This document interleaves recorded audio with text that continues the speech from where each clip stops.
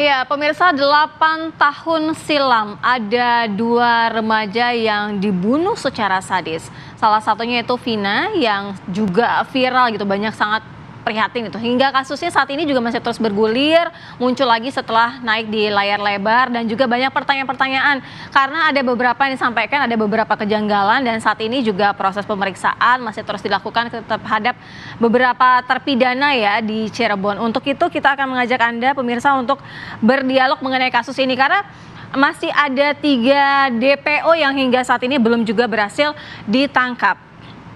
Sudah bergabung bersama kami melalui Zoom ada Bapak Sugeng Teguh Santoso, Ketua Indonesia Police Watch. Selamat pagi Pak Sugeng. Pagi Pak Sugeng, Assalamualaikum. Waalaikumsalam, selamat pagi Mbak Ratih ya. Baik, kemudian dengan juga Mbak Sera ya. Ya, betul Pak Sugeng. Kemudian juga sudah bergabung bersama kami melalui Zoom Komjen Purnawirawan Susno Duaji, Kabar Reskrim Polri periode 2008 hingga 2009. Selamat pagi Pak Susno. Pagi Pak, Assalamualaikum. Selamat pagi Mbak Rati, selamat pagi Mbak Sera, selamat pagi Pak Sugeng dan para pemirsa. Hei, selamat pagi Pak Susno, sehat selalu nih sepertinya Pak Susno ya. Alhamdulillah sehat ya. Oke, baik, saya ingin ke Pak Susno terlebih dahulu. Pak Susno, kalau Pak Susno sendiri melihat kasus pembunuhan terhadap Vina dan Eki ini seperti apa? Karena ternyata sangat-sangat larut gitu, butuh waktu lama sekali bertahun-tahun hingga DPO juga belum bisa ditemukan. Kemudian juga banyak sekali ditemukan kejanggalan-kejanggalan begitu. Bahkan ada yang mengatakan dari kuasa hukum terpidana ini bahwa ada salah tangkap gitu. Oke, kasus ini bagus sekali ya untuk pelajaran. Bukan hanya pelajaran bagi Polri, tapi pelajaran bagi jaksa selaku penuntut, pelajaran bagi hakim yang memberikan hukuman, dan pelajaran bagi bangsa ini.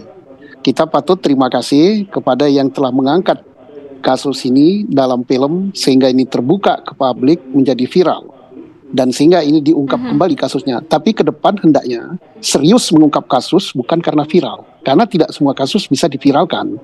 Oke, dari kejanggalan-kejanggalan di sini yang harus dijawab ya, yang harus dijawab sekarang adalah satu, apakah ini pembunuhan? Apakah ini kecelakaan? Itu PR pertama. Kedua, apakah terjadi perkosaan? Apakah bukan perkosaan, tetapi persetubuhan biasa. Ketiga, kalau terjadi pembunuhan, maka siapa pelakunya? Keempat, apakah pelaku yang telah dipidana dan yang dalam DPO itu pelaku yang sebenarnya atau pelaku rekayasa? Yang kelima, mengapa tidak dilakukan scientific crime investigation yang selalu kita dengung-dengungkan? Lah, di mana tidak dilakukan? Terhadap sperma yang ada di dalam tubuh Vera atau tubuh Vina, kenapa tidak diadakan pemeriksaan laborat atau DNA? Itu sperma siapa? Karena di situ ada banyak laki-laki ya. Nah, dari pertanyaan ini kemudian timbul lagi pertanyaan tambahan.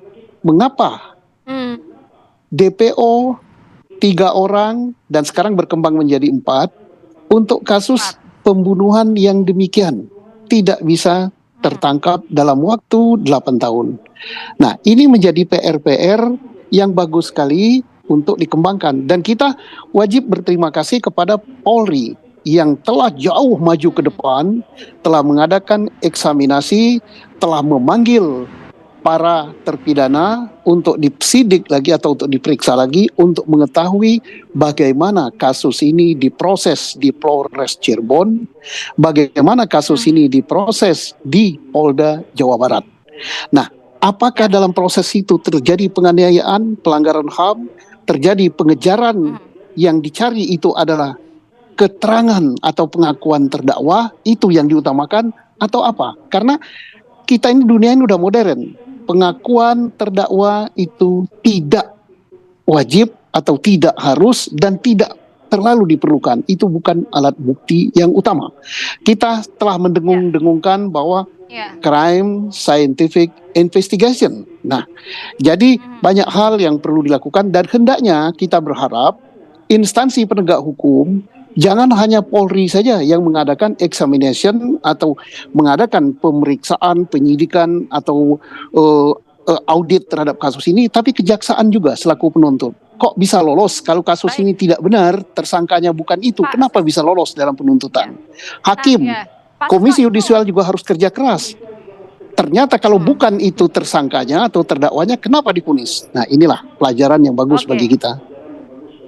Ya. Pak Susno, tapi pertanyaan publik bagaimana caranya? Sudah 8 tahun, kemudian sudah menjalani pidana, belum lagi ada 2 terpidana yang menyatakan bahwa dirinya salah tangkap. Yang pertama adalah Saka Tatal mengatakan dirinya salah tangkap, kedua Sudirman yang ternyata IQ di bawah rata-rata dan banyak tekanan sehingga ia mengaku. Nah, ini bagaimana upaya apa yang dilakukan? Pihak kepolisian hanya menyatakan bahwa sampai dengan saat ini para terpidana ini tidak saling mengenal dengan 3 DPO. Lantas agak buntu begitu kalau publik melihatnya. Apa upaya yang bisa dilakukan sebenarnya? Harus bisa diungkap oleh Polri pertama, apakah proses penyidikan telah sesuai dengan ketentuan hukum yang berlaku. Apakah proses penyidikan dari awal telah sesuai dengan scientific crime investigation, tidak hanya sebagai ucapan, itu yang harus dibuktikan. Dan bagaimana langkah selanjutnya? Ini sudah inkrah, kasus ini. Bagaimana jalan keluarnya?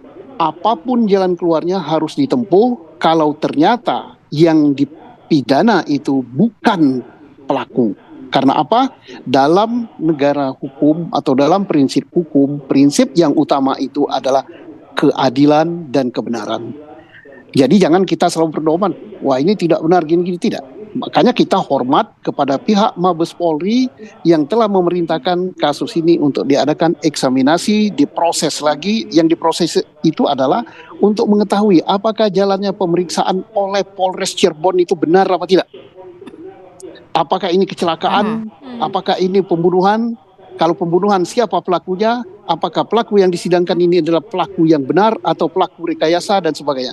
Tentunya pihak Mabes Polri telah melakukan pemeriksaan lebih jauh, yaitu terhadap siapa yang bertanggung jawab pada penyidikan pada waktu itu, yaitu Kapolres Cirebon pada saat itu, 2016. Kemudian Kasat Sersenya siapa, kemudian penyidiknya siapa, termasuk saat ditarik di Polda, karena kasus ini diselesaikan di Polda, siapa Kapoldanya waktu itu, kemudian siapa tim penyidik di Polda, kan disidik ulang di Polda. Nah inilah, tapi kita tidak bisa terlalu mengatakan bahwa yang ditangkap atau yang diproses atau yang dipidana itu adalah pelaku rekayasa atau bukan pelaku. Tidak bisa langsung divonis begitu. Harus diadakan eksaminasi, diadakan oleh tim, baik tim pengadilan, ya, para hakim, Komisi Yudisial, kemudian dari Kejaksaan, kemudian dari Mabes Polri yaitu Kompolnas, mengecek perkara ini apa benar apa tidak prosesnya dari awal sampai dengan divonis begitu.